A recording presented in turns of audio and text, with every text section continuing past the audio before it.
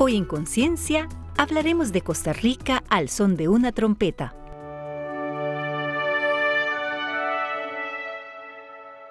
La trompeta es un instrumento de viento hecho de metal, caracterizado por su sonido brillante y potente.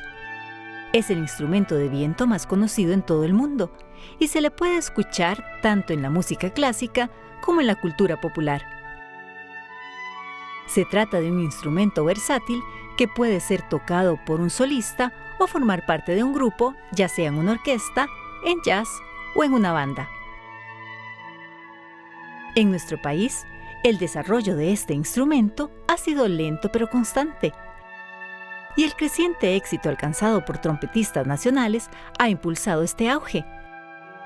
Tal es el caso de nuestro invitado, embajador cultural de Costa Rica, artista Yamaha para América Latina y un referente de la trompeta en el continente. Hoy nos acompaña el máster Alexis Morales Barrientos, docente e investigador de la sede del Caribe de la Universidad de Costa Rica y músico trompetista.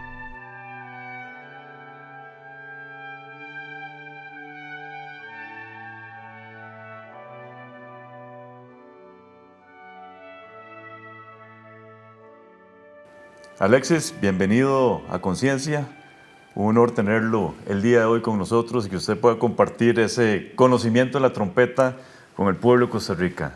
Muchísimas gracias, Alexis. Gustavo, qué privilegio compartir este espacio con vos. Gracias por la invitación y esperamos de que sea un programa que se disfrute muchísimo. Así será, sin lugar a dudas, a como disfrutamos nosotros tu trompeta. Muchas gracias. Usted obtiene el título de licenciatura en la Universidad de Costa Rica y en el 2020 hace una maestría en trompeta, desde luego, en la Escuela Superior de Música Reina Sofía en Madrid. No cualquiera hace una maestría en esta escuela. Coméntenos de esa experiencia, Alexis, por favor. Gustavo, fue un sueño cumplido. Un sueño que anhelé por demasiados años a lo largo de mi formación. Yo creo que todo músico clásico, una de sus grandes metas es hacer estudios en Europa, que es como la meca de la música clásica que recibimos esa formación. Y el Reina Sofía es una de las escuelas referentes a nivel mundial en calidad, en excelencia. Solo que tenía un problema, no tenía cátedra de trompeta. Entonces, ¿usted llegó a hacerla entonces?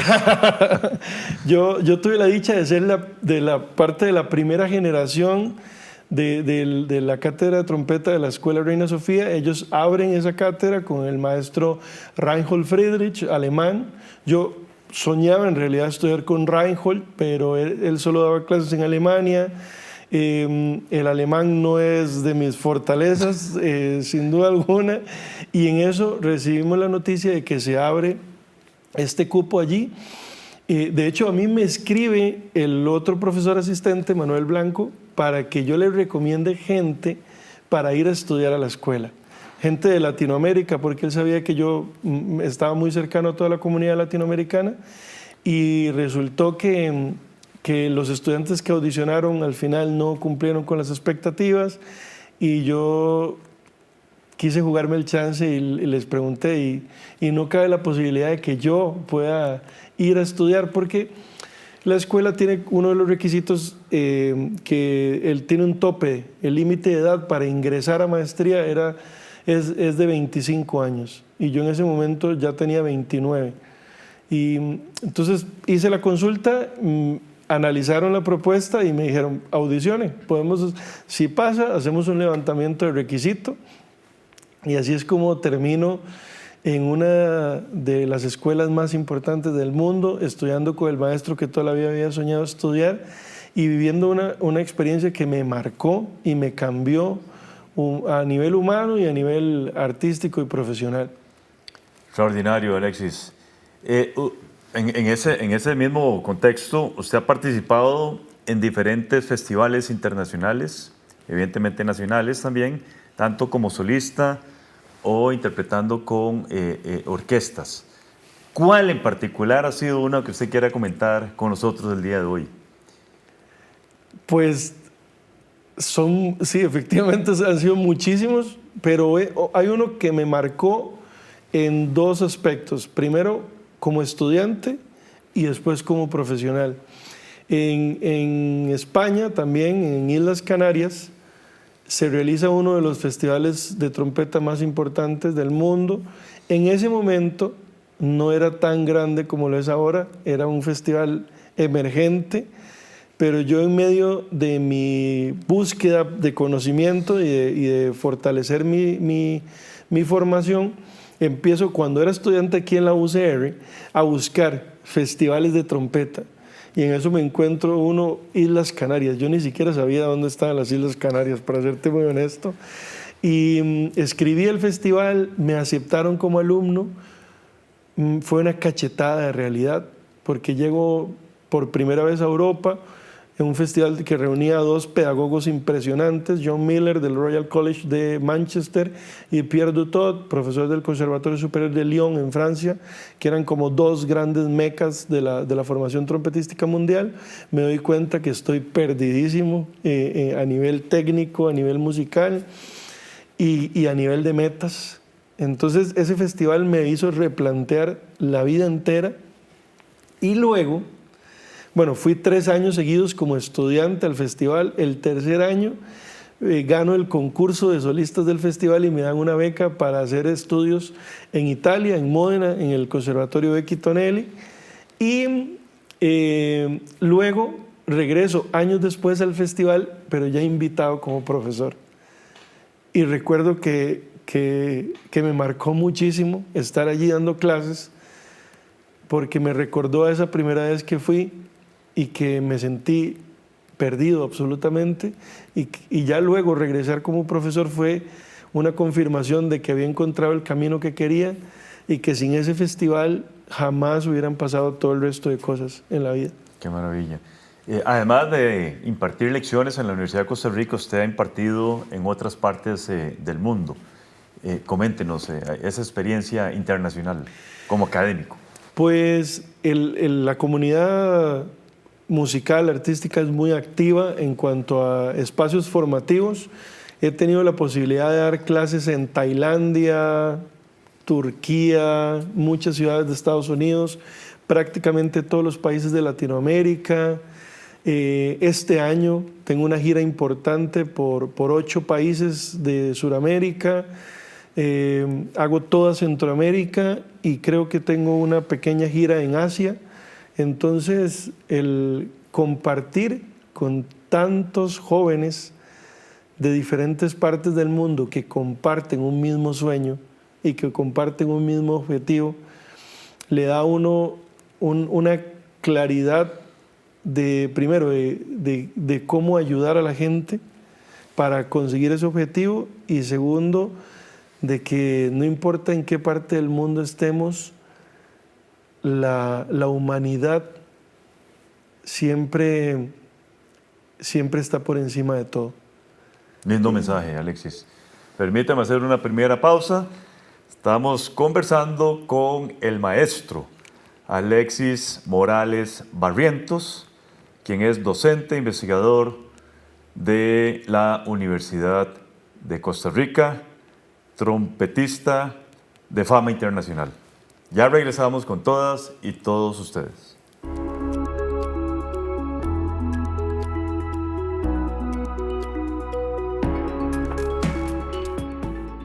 Alexis Morales es uno de los 20 trompetistas de todo el mundo que conforma el selecto grupo de directivos del Gremio Internacional de Trompetistas, la entidad global más relevante de la trompeta.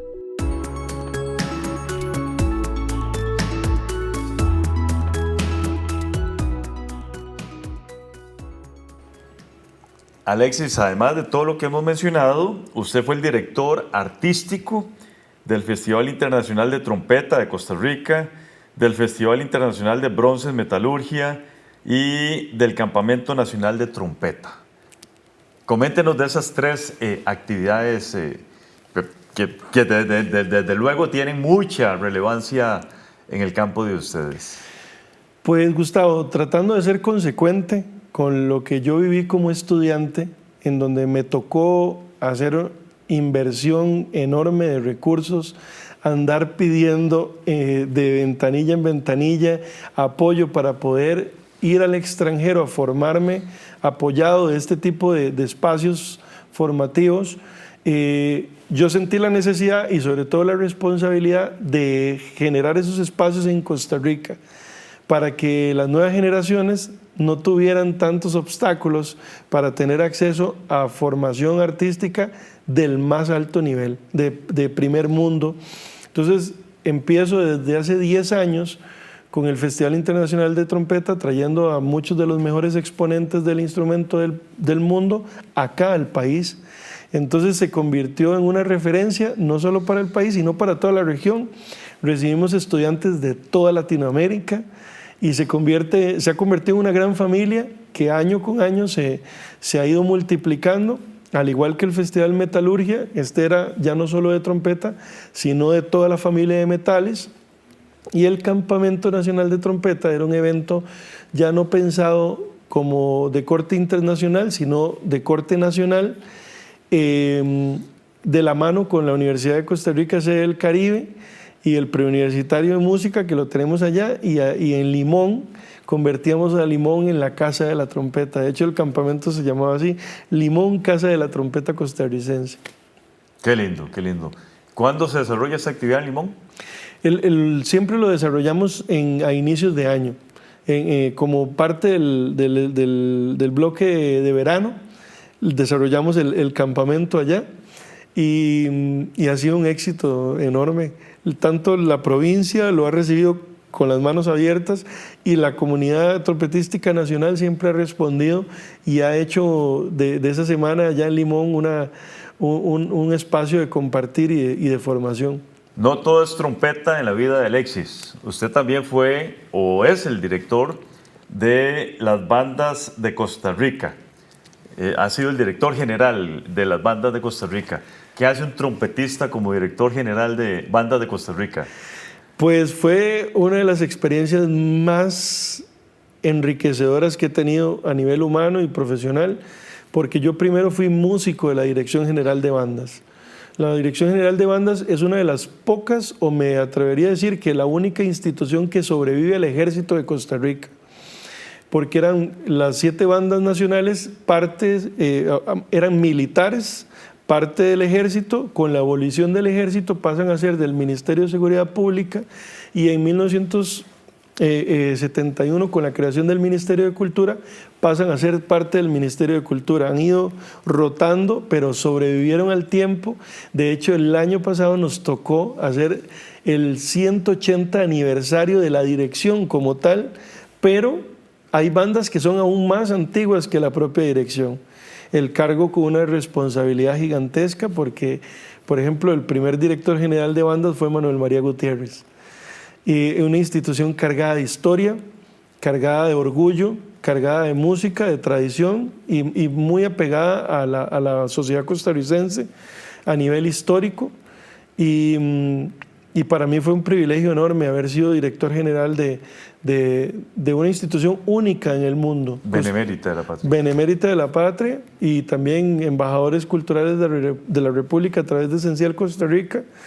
Creo que todo costarricense debe poner los ojos sobre esta institución, porque somos el único país del mundo que cuenta con una red gubernamental de bandas sinfónicas profesionales que da servicios de manera gratuita a la población. Visitan escuelas, hogares de ancianos, colegios, parques de las comunidades, tienen una temporada estable en ciertos puntos estratégicos de cada provincia, y todos los conciertos son absolutamente gratuitos. Y en el 2025, para seguir esa línea que no todo es trompeta, asume la Dirección General del Sistema Nacional de Educación Musical, lo que conocemos como CINEM, que tiene un extraordinario alcance, 4.000 estudiantes, si la memoria no me falla. Sí, y usted es el actual director. Pues sí, bueno, estuve en el cargo hasta finales del año pasado, porque volví a la universidad, el alma mater siempre jala. El CINEM está inspirado en el Sistema de Orquestas de Venezuela, un proyecto de carácter social artístico que ha impactado el planeta por completo y que hoy convierte a Venezuela en una de las potencias más grandes del mundo en la generación de artistas, músicos y de transformación social a través de la música. Entonces un montón de países empiezan a copiar ese modelo, nace el CINEM. Hoy en día ya la población llega a casi los 4.500 estudiantes con 23 sedes en todo el país. A mí me tocó inaugurar la número 23 en Puerto Jiménez, allá en el sur del país. La comunidad se organizó de una manera impresionante, dando todas las condiciones para dar una inauguración de una nueva sede cuando se llevaban años de no inaugurar ninguna sede. Más bien la institución había tenido una tendencia a cerrar y cerrar sedes. Entonces fue también una experiencia muy bonita, compartir con la población estudiantil, los niños, niñas, jóvenes que son parte del CINEM, son el tesoro de esa institución, a como los padres de la familia y las juntas de padres, un verdadero privilegio. Andaba el rumor por ahí de que no había interés del gobierno de seguir apoyando el CINEM. ¿Qué sabemos al respecto, Alexis? Pues por lo menos dentro de mi gestión, yo sí recibí muchísimo apoyo. Como te digo, o sea, de abrir una nueva sede, de conseguir presupuesto para mantener vínculos con programas de carácter internacional como es Ibermúsica, Iberorquestas, que son parte instituciones u organizaciones asociadas a CINEM, para mantener los campamentos. La institución había experimentado también una contracción a nivel de empleo, y también para este año se dieron 10 plazas nuevas de docentes, que también hace no sé cuánto tiempo no se daba una apertura de plazas para la institución. Entonces yo, desde mi experiencia personal en la gestión del CINEM, en la dirección general, sería muy ingrato decirte que no recibí apoyo gubernamental desde el ministro para hacer crecer la institución. Eso me complace. Hacemos una segunda pausa. Estamos hablando con el maestro Alexis Morales Barrientos sobre sus éxitos y quehaceres como trompetista internacional. Ya regresamos.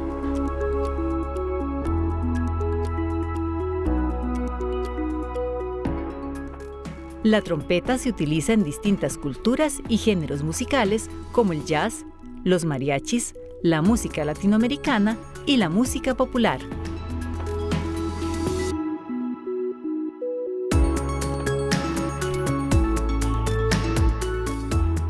Alexis, para ser un buen trompetista y en general un buen músico, ¿se requieren de condiciones innatas o adquiridas?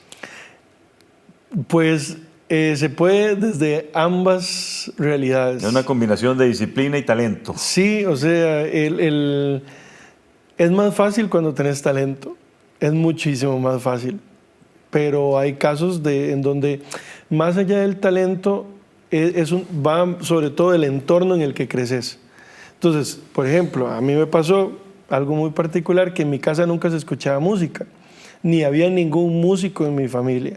No había herencia por ningún lado. Por ningún lado. Entonces, cuando yo estuve en una escuela primaria de una zona muy rural, que no había clases de música, por supuesto, empecé a tener clases de música hasta que llegué al colegio y era muy escueto aquello. Entonces, cuando empecé a tener contacto directo ya con una formación musical específica, ya yo estaba sordo. Mi oído estaba totalmente obsoleto, no tenía afinidad, era muy torpe musicalmente hablando. Entonces, pero sí tenía todas las ganas del mundo. Vivir y experimentar la música en carne propia despertó ese deseo de querer hacerlo a toda costa. Y entonces me tocó trabajar extra. Entonces, por eso es que te digo, yo a veces veía compañeros que eran sumamente talentosos, que se veía que venían de una formación envidiable, de un entorno óptimo, toda su familia músicos, etcétera, etcétera, casi que era hereditario, y que tal vez lo que yo conseguía en una semana, ellos lo conseguían en un día. Entonces era muy doloroso, era muchas veces súper frustrante. Yo decía, Dios, la pregunta que uno se hace muchas veces, ¿será que yo nací para esto? ¿Será que tengo lo suficiente para poder llegar o no llegar? Entonces aquí es donde viene, creo yo, la parte más importante en desarrollar cualquier carrera, especialmente una carrera artística, que es el paquete emocional que vos tenés como ser humano para poder llegar a cumplir los objetivos que querés. Porque si vos no tenés una alta tolerancia al dolor emocional, si no tenés un nivel alto de confianza, de autoestima, de resiliencia, o sea, te vas a quedar en el camino. O sea, es muy probable que uno se quede en el camino porque se pasan por un montón de experiencias, uno está constantemente cercano al fracaso. Uno hace muchísimas audiciones en donde pierde. Tenés un montón de exámenes de conciertos donde te va mal, donde salís mal y aparte... Y frustrado. Sí, claro, y expuesto públicamente. Claro. Todo el mundo se da cuenta y escucha que te fue mal y entonces empezás a cuestionarte tantas cosas. Entonces, si no es por esa parte emocional y lógicamente la constancia y la buena información, uno no llega. No sale adelante. Entonces, porque también he visto mucha gente inmensamente talentosa que no tenía esas condiciones intelectuales y emocionales que nunca llegaron a buen puerto. Exacto. Entonces siempre yo lo veo como un banco de 3 patas. Siempre lo digo a mis estudiantes. Banco de 3 patas, ¿por qué? Porque si falta una se caen, que es la parte musical, talento innato, todo lo que desarrolles, la parte intelectual y la parte emocional. Uno cuando se está formando para ser músico tiene que formarse en esas 3 áreas de manera equitativa e integral, porque si no, no llega. Barroquísimo. Entiendo que es el primer disco de música barroca grabado en Costa Rica.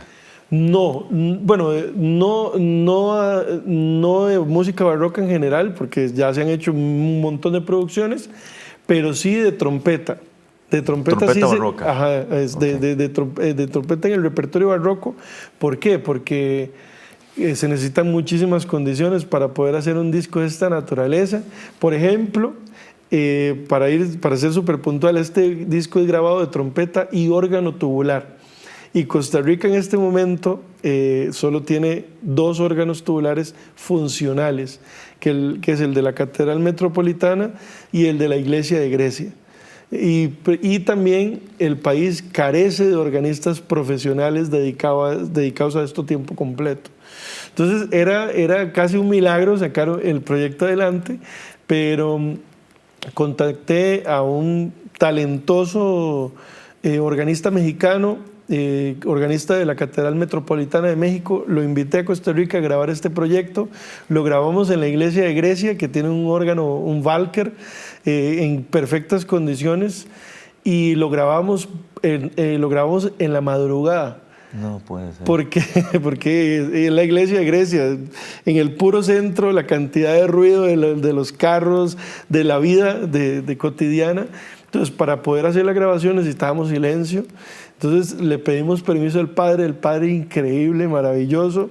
Entonces, entrábamos a grabar a medianoche y terminábamos a las 3 de la mañana. Así durante 4 días seguidos grabamos el disco, y un proyecto sumamente atípico, repertorio europeo, barroco, muy en el imaginario eurocentrista, pero grabado por intérpretes latinoamericanos, grabado en Latinoamérica, y toda la producción también es hecha acá.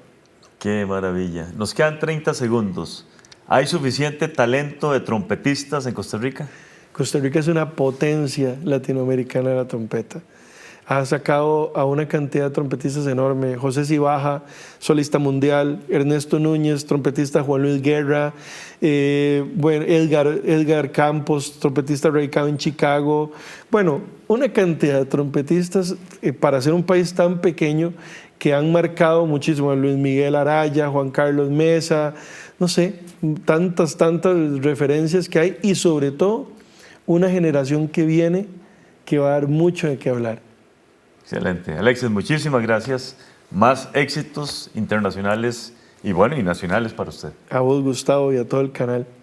Gracias. Gracias también a todas y todos ustedes. Continúen con la programación de Canal 15 UCR, no sin antes ver nuestra sección Conceptos. Hola, nos encontramos de nuevo en este segmento que hemos llamado Conceptos. Soy Catalina Lao y voy a definir lo que se dijo aquí. Hacer estudios en Europa, que es como la meca de la música clásica La Meca es la ciudad sagrada del Islam, ubicada en Arabia Saudita. Es el lugar de nacimiento del profeta Mahoma y alberga la Kaaba, el santuario hacia el cual los musulmanes de todo el mundo dirigen sus oraciones diarias. La expresión La Meca significa el lugar o el centro principal que atrae a una gran cantidad de personas interesadas en una actividad, industria o afición específica. El investigador usa este concepto como una analogía al comparar a Europa, referente de la educación musical, principalmente la música clásica, con este lugar sagrado para los musulmanes. Pero también la persona invitada dijo esto. Porque volví a la universidad, el alma mater siempre jala. Alma mater es una locución latina alegórica que significa madre que nutre. Personifica la escuela a la que una persona ha asistido o de la que se ha graduado.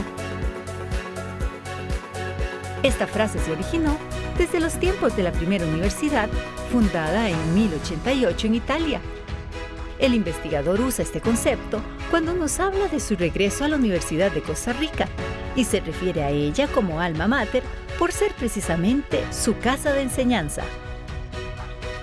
Esto fue Conceptos. Les invito a acompañarnos en otro programa de conciencia y así seguir definiendo más palabras. No olviden visitar nuestras páginas de Facebook y YouTube. Hasta la próxima.